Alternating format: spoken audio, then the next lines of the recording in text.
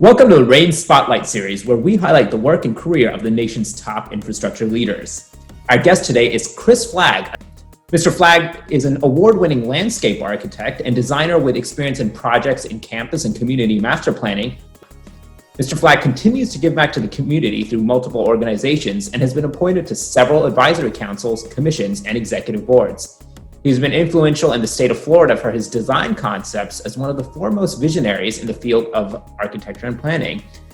Chris, thank you for joining us today. So thank you very much for having me today.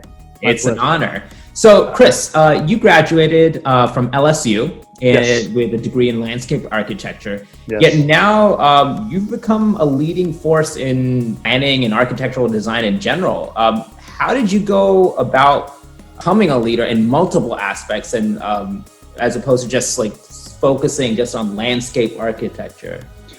You know, and that's a great question. And one of the reasons landscape architecture was so attractive to me as a young man was the fact that it really illustrated a broader approach to design. We had to know a little bit about every discipline. But what I loved about the discipline and the profession was our look at a holistic approach. We have to know civil engineering. We have to really be fluent in architecture. We have to know the engineering disciplines and how they interact. But it's an opportunity to really broaden your perspective within the design field, for sure. So you're obviously good at what you do. So that must mean that you're passionate about it. What makes you passionate about this field?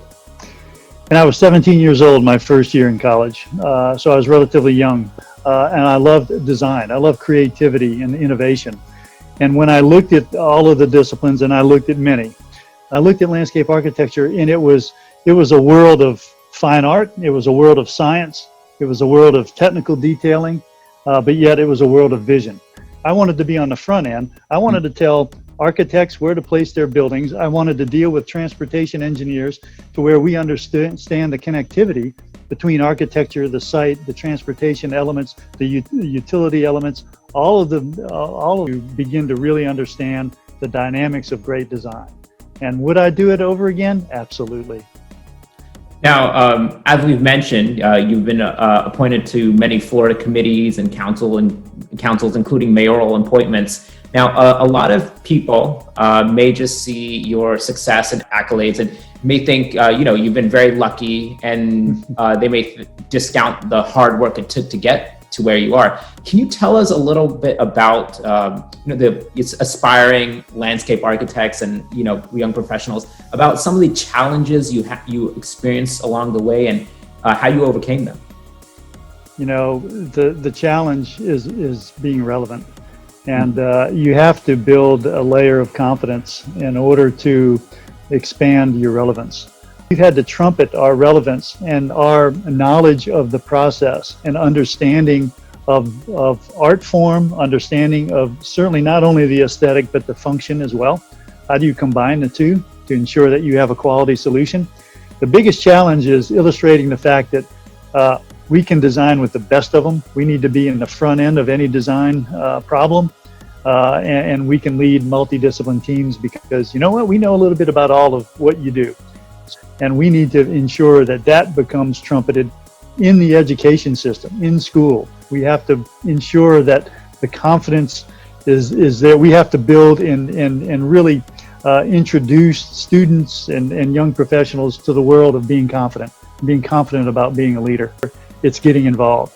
We can all complain about it, but if you're going to complain about it, come up with a solution, get involved, and make it happen. Now, continuing to look back on your career, is there any particular memorable moment or point that you're particularly proud of? What I'm particularly proud of, I think, is in 2013, I was elevated to fellow within my profession. That's the highest honor discipline. And a fellowship to be elevated and revered by your peers is something that is very humbling. And I love to quote this statistic that internationally, within the profession of landscape architecture, every year there's a pool of qualified professionals that have to meet a certain criteria bank, obviously, that are assessed. And the year that I was elevated, it was 2013. There were 5,000 international candidates. They shortlisted to 90. They selected 33. And out of that 33, I was the only one out of the state of Florida.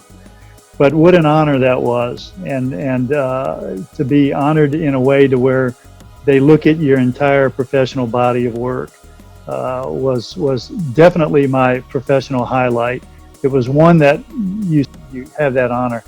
It's spectacular, and it was definitely the pinnacle of my career. No, you have a fascinating background, and that's why I want to say, like, in addition to design, though, you're also your watercolor landscapes are featured in Jacksonville's Southlight Gallery. But tell us a little bit about this hobby of yours, how you got into it, why you do it, and how it connects to your career.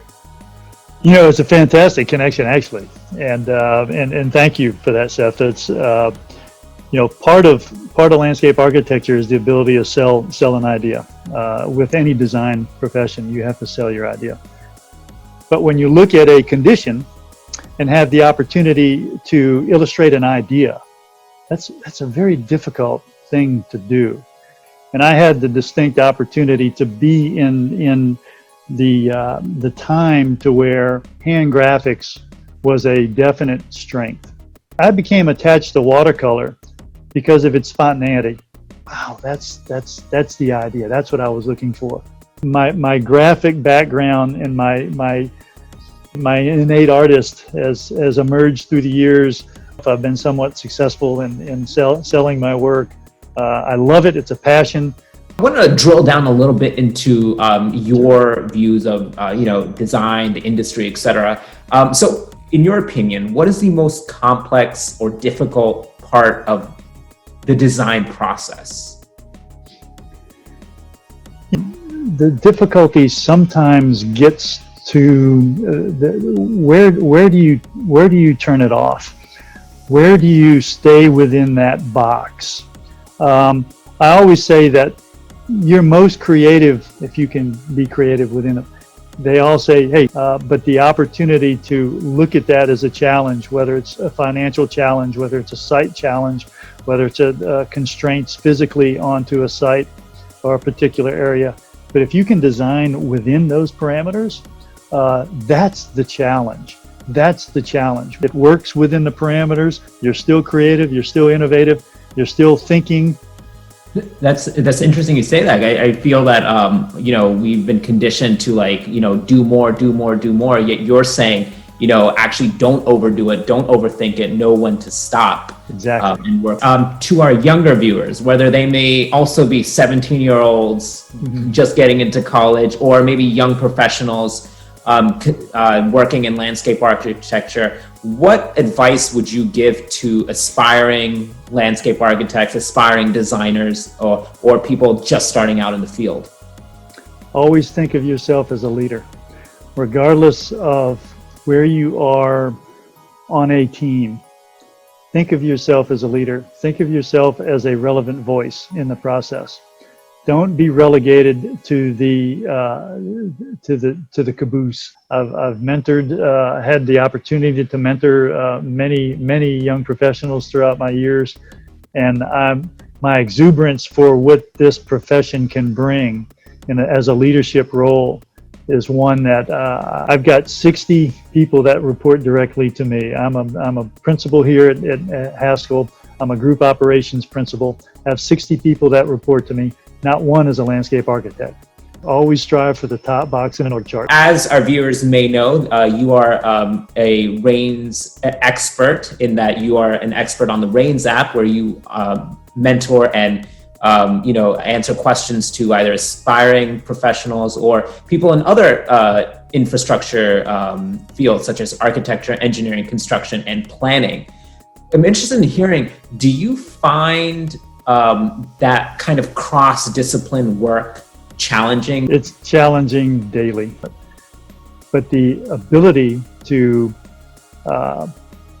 display that thought, whether it's graphically or verbally, is one that is challenging to the younger professionals, because they don't feel they're not confident. Okay, if you have an engineer that's leading a team, And oh, by the way, that landscape architect that's sitting in the back, what does that person know? I'm not sure if I want to listen to them. It's certainly the communication, it's the personalities, but it's also the relevance of the diverse thought as well related to design. So it's interesting that you started off with that example of like if the landscape architect raises his hand, how does the engineer view him? I'm wondering, I'm interested in hearing your perspective on the infrastructure fields, architecture, engineering, construction, planning. Are there benefit to increased communication between those disciplines? I always called landscape architecture, it's very, very similar to, when you do a painting, you either do it portrait or landscape. Well, landscape is horizontal. So in landscape, you're trying not to create a silo. You're trying to actually work horizontally. And that's across the platforms. That's across all disciplines. That's across all platforms. That's when you have the most success. That's where you must communicate. You must understand. You must have mutual respect. Tell me, what do you see as the future of landscape architecture, design, planning in the next, let's say, 20 years? What I look at is how is the technology really going to influence our everyday lives? We, as professionals, we need to make sure that we work with it to where it becomes a favorable tool. We can't fight it. It's going to change. We need to be part of that change. We need to be part of that creative change. We need to keep innovation to the top. With all these unprecedented challenges and changes at the REINS app, we're happy to have you helping the next generation of landscape architects and designers, as well as breaking down the silos between the infrastructure discipline. So, Chris, thank you so much for your time today. Thank you very much. It's my honor. I'm humbled that I have the opportunity to be a part of REINS. I'm thankful for that. All of us as professionals, if we don't give back, we're doing our profession a disservice.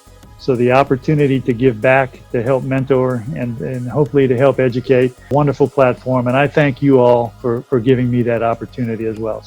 So thank you very much for the time as well. Thanks, Chris. Stay tuned for more interviews in the REINS Spotlight Series, and be sure to follow the REINS app on our social media platforms. Thanks.